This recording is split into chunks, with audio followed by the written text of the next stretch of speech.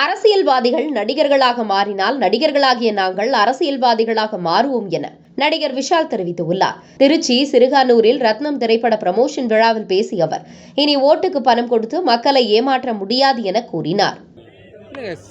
அதான் சொல்றேன், வரவேற்கிற விஷயங்க. சமுதாயத்தில் யார் வேணாலும் அரசியலுக்கு வரலாம். தளபதி விஜய் அவர்கள் வரலாம், யார் வேணாலும் வரலாம். அது குறிப்பிட்ட இன்னார் குடும்பத்திலேருந்து தான் வரணும், இன்னார் தான் வரணும்னு அப்படிலாம் இல்லை. யாருக்கு நல்லது செய்யணும், மக்களோட அடிப்படை வசதிகள் பூர்த்தி செய்யணுன்ற யார் உணர்வு இருந்தாலும் அவங்க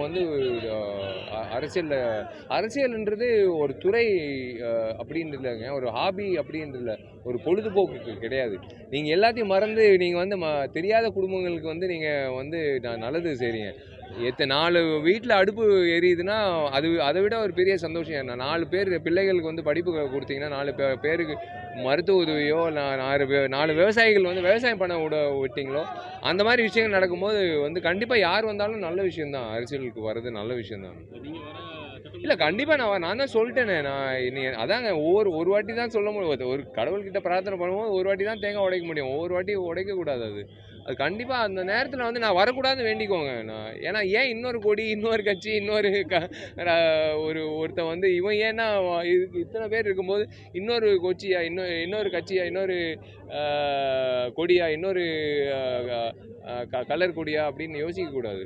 தயவு செஞ்சு நீங்கள் பூர்த்தி செஞ்சீங்கன்னா அதாவது சொல்கிறேன், அதை நான் ஓப்பனாக சொல்கிறேனே, நீங்கள் என்றைக்கு அரசியல்வாதிகள் நீங்கள் நடிகர்களாக மாறுறீங்களோ, நடிகர்கள் அரசியல்வாதிகளாக மாறுறதை விட வேறு எந்த இதுவும் தெரியாது எங்களுக்கு.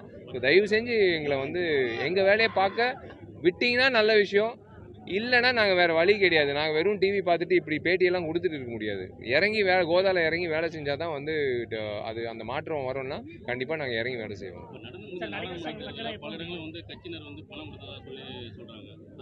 அது மக்களோட பணம் தான். அதான் சொன்னேனே, மக்களோட பணம் திருப்பி மக்கள்கிட்ட கொடுத்து ஆட்டையை போட்டு மறுபடியும் 5 வருஷம் உட்காரலான்னு பார்க்குறாங்களே. நீங்கள் அதான் சொல்கிறேன், இது எங்கிட்டிருந்து வந்தது? அவங்க சம்பாதிச்ச மாதம் நம்மலாம் நீங்களாம் மாதம் சம்பாதிக்கிறது உங்களுக்கு தெரியும், நீங்கள் ஓப்பனாக சொல்லலாம். அவங்களுக்கு வர்றது என்ன, கிட்டத்தட்ட 1.5 லட்சமோ 2 லட்சம் கம்மி தான் ஒரு எம்எல்ஏக்கு. எங்கேருந்து வந்தது உங்களுக்கு காசு?